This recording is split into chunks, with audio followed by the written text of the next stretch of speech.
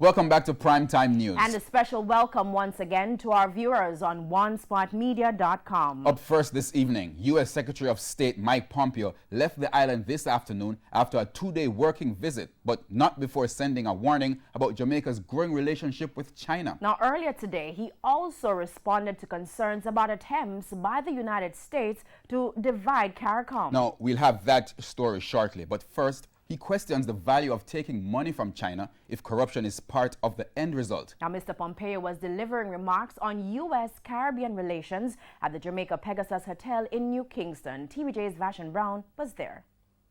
It's not the first time an American diplomat is commenting on Jamaica's relationship with China.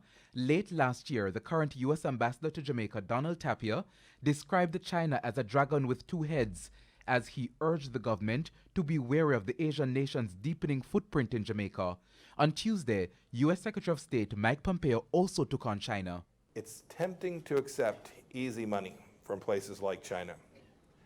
But what good is it if it feeds corruption and undermines your rule of law?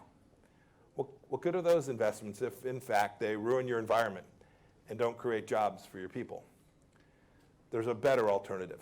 We all know it, and we can all achieve it together. That better alternative, he argues, is the United States. Western firms, American firms, operate according to values proven to produce good deals and quality work, the work that we do in democracies. Things like transparent contracts, the respect for the rule of law, honest, straightforward accounting practices.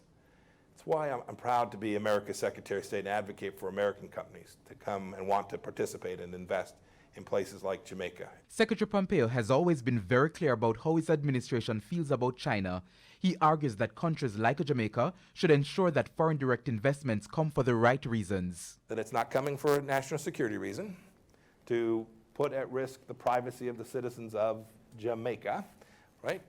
It's not coming to have a political outcome, that it's truly an economically based. It is a risk-adjusted return on investment being sought by that capital provider. When that's the case, if it's a European company, great. If it's a company from Africa, fantastic. If it's a company from the Caribbean, so much the better.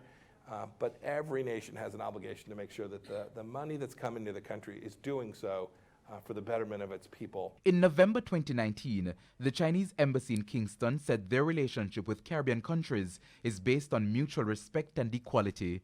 Vashon Brown, TVJ News.